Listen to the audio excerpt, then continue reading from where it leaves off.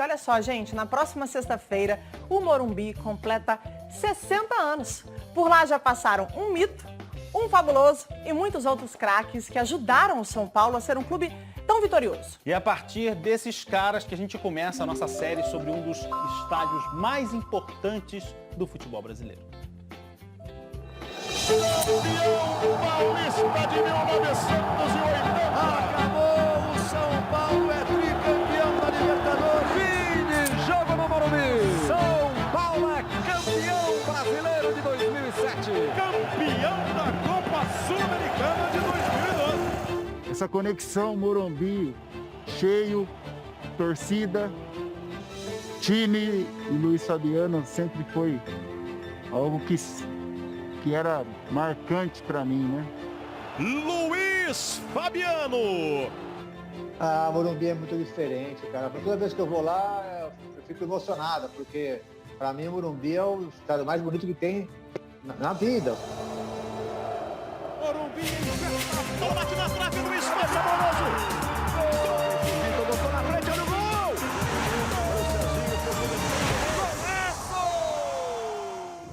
O estádio Cícero Pompeu de Toledo já nasceu quebrando recordes. Sua festa de inauguração aconteceu precisamente às 15 horas do dia 2 de outubro de 1960, um domingo. Em campo, São Paulo 1, Sporting 0. Gol de Arnaldo Garcia, o Peixinho. E o primeiríssimo borderô do Morumbi assim registrou a presença do público. Um total de 64.748 pessoas. Destaque para os 6.500 invasores estimados pela organização. Importante lembrar que o Morumbi foi inaugurado só com parte da sua arquibancada construída. Na época da construção, a diretoria do São Paulo recebeu 3 projetos de arquitetura e escolheu de maior capacidade para receber público. Com as reformas ao longo do tempo, o Morumbi precisou encolher um pouco, mas 60 anos depois, continua sendo um estádio impressionante. A capacidade atual é para receber até 66.795 torcedores. Esse número já foi maior. O projeto original foi pensado para quase 150 mil pessoas. Na época, o maior estádio particular do mundo. Já são 6 décadas de marcas grandiosas. Futebol e outros tantos eventos históricos. E quem seriam os recordistas desse campo dos recordes? Para surpresa de absolutamente ninguém, o posto absoluto é de Rogério Ceni. Mais jogos, mais vitórias, mais títulos. Honestamente, dificilmente alguém subirá 594 vezes. Números do goleiro que viveu tão intensamente o Morumbi que chegou a viver no Morumbi. Setembro de 1990 até maio de 1994 foi literalmente o campo de jogo e a moradia. Idolatria não tem prazo de validade, mas em campo a história de Rogério Ceni nesse gramado terminou em dezembro de 2015. Mas ele não foi o único a se emocionar naquele dia.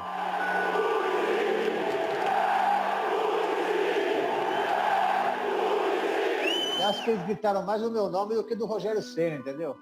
Quando eu entrei, eu não esperava tudo aquilo, não. Foi uma loucura eles gritando meu nome. Sempre gritaram, né? Mas aquele dia foi mais, entendeu? Aquele dia o estádio todo gritando meu nome e foi muito legal. Uma coisa, teve títulos lá, ganhei vários títulos, mas essa noite aí não dá para esquecer, não. Reverência mais do que justificada para o também eterno Muricy Ramalho, ex-jogador, prata da casa e depois treinador. Ninguém ocupou tantas vezes essa área técnica. Cheguei lá em 64, né? E aí comecei minha caminhada, né? De garoto ainda, 9 anos de idade, né?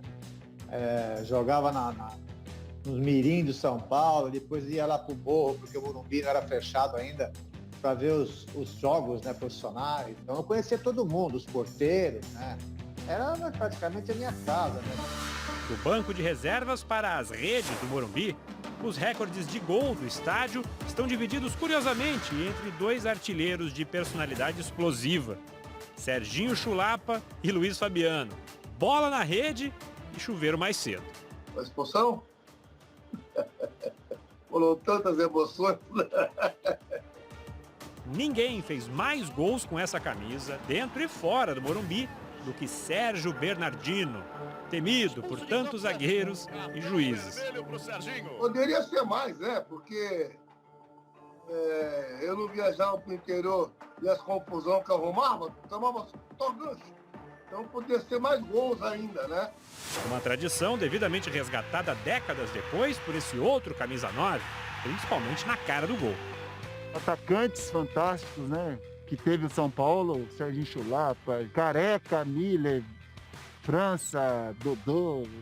E fazer parte de tudo isso, fazer recordes nesse estádio, para mim, é muito gratificante, né?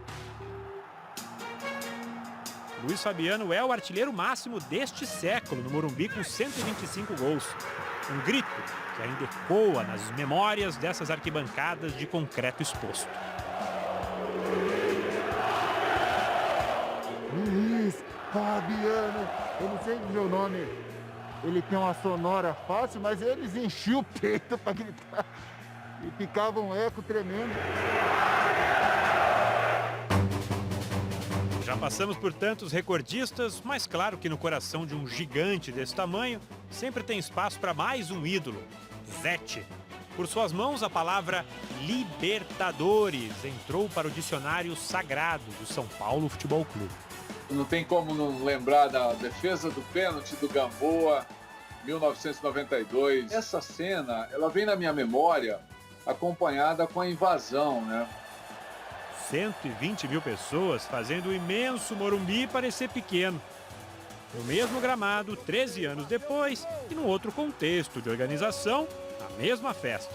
Agora pelo tricampeonato das Américas.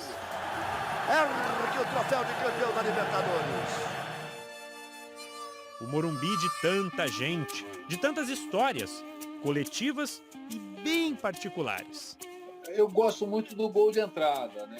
Eu tinha sempre a sensação assim desse gol que eu ia me consagrar de alguma forma desse lado, né? Então eu escolhia sempre o primeiro tempo, eu pedia para o Raí, que era o capitão, escolher atacar primeiro o gol da entrada para a gente poder defender esse gol no final, que não sei, era uma superstição. Na época a gente sentia um poder maior, né, na equipe quando a gente atacava pro gol do fundo, né?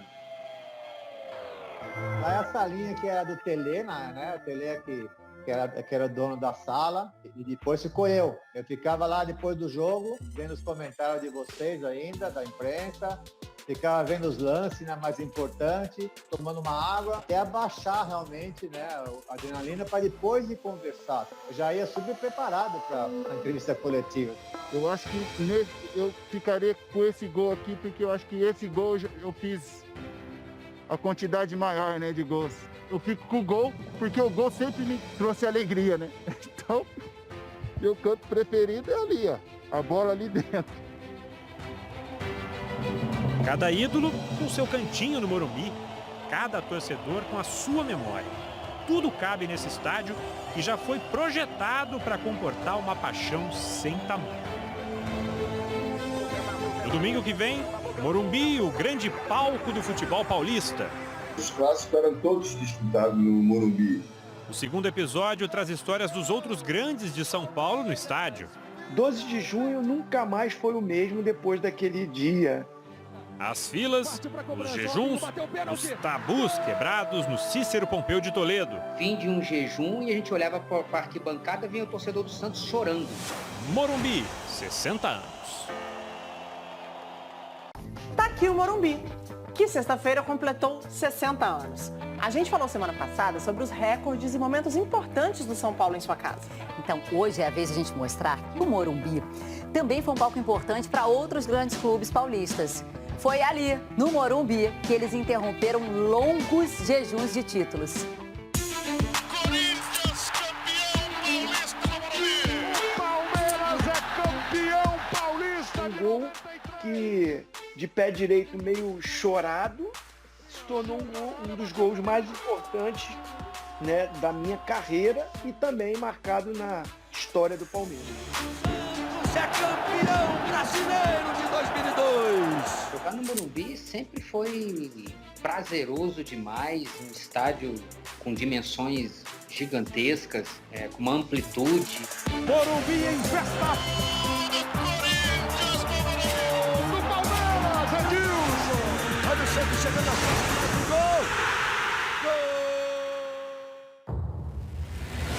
gol! Hoje pode ser difícil de acreditar, mas antes, muito antes de se tornar um patrimônio histórico, o Morumbi surgiu mesmo como uma grande, uma enorme piada.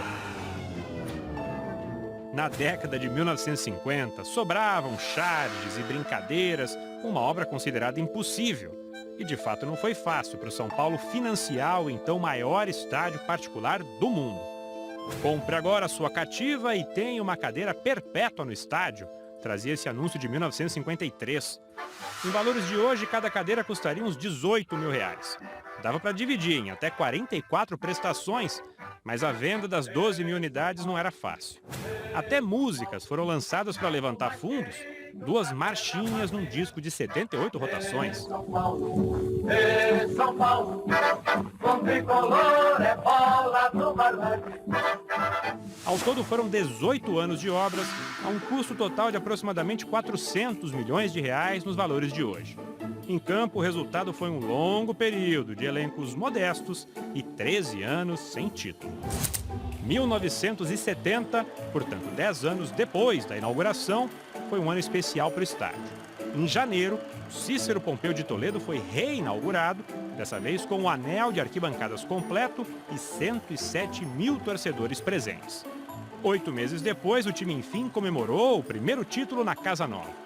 O São Paulo já tinha conquistado o Campeonato Paulista na penúltima rodada, fora de casa. E o jogo das faixas, no Morumbi, não poderia ter sido mais especial para o torcedor. No final, o último jogo foi contra o Corinthians, que o Corinthians que ia carimbar a nossa faixa, daí nós carimbamos o Corinthians. Ganhamos de 1-0, eu fiz o único gol do campeonato. Até hoje, vai 50 anos e eu não vi o meu gol até hoje. Mas eu queria ver se eu achava o gol lá para me mostrar para o meu neto. Nós vamos dar um jeito de você ver esse gol ainda, seu Paraná. Nós vamos dar um jeito, vamos atrás. O Morumbi foi construído pelo São Paulo para os São Paulinos, mas também para ser um símbolo de São Paulo. E assim viu títulos de outros rivais paulistas. Vamos lembrar então algumas histórias de festa e até de alívio que aconteceram aqui no vestiário do visitante. Os clássicos eram todos disputados no Morumbi. Hoje a arena é muito mais próximo e eu vejo que todos eles ficam assim, muito atentos, muito apreensivos, né? Em ver um público de 35, 40 mil pessoas. Eles falam, é casa cheia, né? Eu falei, vocês imaginam se vocês pegam o Morumbi com 120, 148 mil. Testemunho de quem viu e foi visto pelo maior público da história do Morumbi até hoje. Foi no segundo jogo das finais do Paulistão em 1977. Mas essa o Corinthians perdeu para a Ponte Preta. Gol da Ponte Preta, Rui Rei no Morumbi. Ou mesmo com a derrota que teve no domingo, a gente estava muito tranquilo, mas consciente das obrigações. E com detalhe maior ainda, né? A responsabilidade que foi passada para cada jogador. Desde o Tobias dentro do gol até o Romeu na ponta esquerda. No dia 13 de outubro, para um Morumbi consideravelmente menos lotado, Basílio tirou o Corinthians da famosa fila. Basílio para o Corinthians! Eram quase 23 anos sem título. A festa é sua, torcedor corintiano! Uma coincidência irônica do futebol, 1977 viu o fim de uma agonia e o começo de outra. O Palmeiras completava então o primeiro dos quase 17 anos sem levantar uma única taça. Não por acaso os vestiários do Morumbi talvez nunca tenham visto tantas velas como no dia 12 de junho de 1993. Era um vestiário bem misturadão, né? Tinha de tudo. Tinha turma ali que ia para a parte das velas, porque realmente tinha ali a imagem da Santa, Nossa Senhora, com velas. Aí tinha um outro grupo que já ia ali, se ajoelhava, abraçava e fazia uma oração. cada um do seu jeito. O Palmeiras, na época comandado por um jovem Vanderlei Luxemburgo, tinha um timaço com Roberto Carlos, César Sampaio, Mazinho, Zinho, Edmundo, Evair. Mas era o Corinthians, o time em vantagem naquela decisão de campeonato estadual. Era considerado o time melhor e favorito para a decisão. Aí você perde o primeiro jogo, vem toda a pressão, a desconfiança do torcedor de achar que mais um ano na fila e perder para o maior rival. Era um tempo ainda de estádio dividido entre as torcidas. E o alívio da metade verde começou aos 36 minutos. No geral, o gol de pé direito no primeiro tempo do jogo ficou como aquele gol que é o gol do título, porque inicia e traz a vantagem para o nosso lado. Se for ver as imagens da comemoração, eu fiquei meio atordoado, eu não sabia por onde que eu corria, eu não sabia nem como comemorava o gol. Terminou 3-0 no tempo normal. O regulamento daquele ano não previa saldo de gols. E na prorrogação, mesmo com a vantagem do empate para o Palmeiras, Evair ainda fez mais um. Entrar no Morumbi, 12 de junho nunca mais foi o mesmo depois daquele dia. O Dia dos Namorados se tornou muito mais especial, né? O Santos Futebol Clube também tem a sua história de fila encerrada no Morumbi. A cena que ficou eternizada foi a das pedaladas de Robinho, mas o contexto ali era de tensão para um time que completava 34 anos sem um título nacional.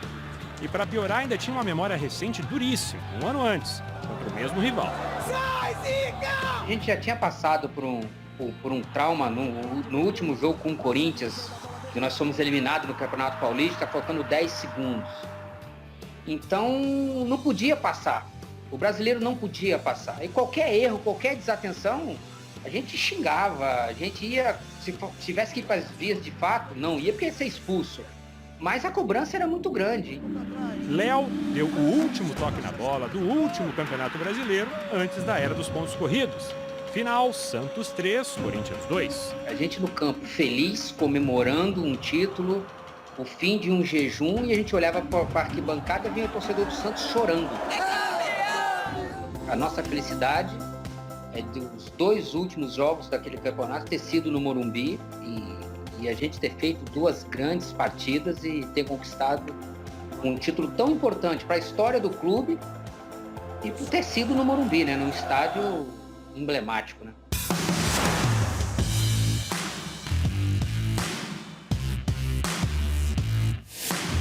Na época da construção do estádio, os dirigentes do clube pediram e receberam 1 quilo de terra de todas as cidades de São Paulo. Desde sempre, um símbolo paulista. Mesmo os rivais da vizinha Campinas têm história aqui. A Ponte Preta, como contamos, esteve presente no maior público que já ocupou essas arquibancadas. O Guarani, em 78, venceu o Palmeiras na primeira final no Morumbi, antes de ser campeão brasileiro em casa. O Cícero Pompeu de Toledo presenciou também a última conquista da Portuguesa no Campeonato Paulista. Foi naquela final maluca de 73, em que Armando Marques errou nas contas na disputa de pênaltis e o título terminou dividido com o Santos. Em 1986, uma zebra de Limeira passeou por esse gramado, Inter campeã em cima do Palmeiras. E a Casa Paulista dos São Paulinos também já teve outros anfitriões. Para quem não se lembra, Atlético Mineiro em 2004 e Flamengo em 2014 já disputaram jogos no Morumbi como mandantes. Claro que a seleção brasileira também faz parte dessa história. 29 jogos, só uma derrota. Ao longo desses 60 anos, foram mais de 2.300 jogos, milhares e milhares de gols. E essa reportagem não poderia ficar devendo justamente o do dia em que o São Paulo comemorou o primeiro título em seu estádio.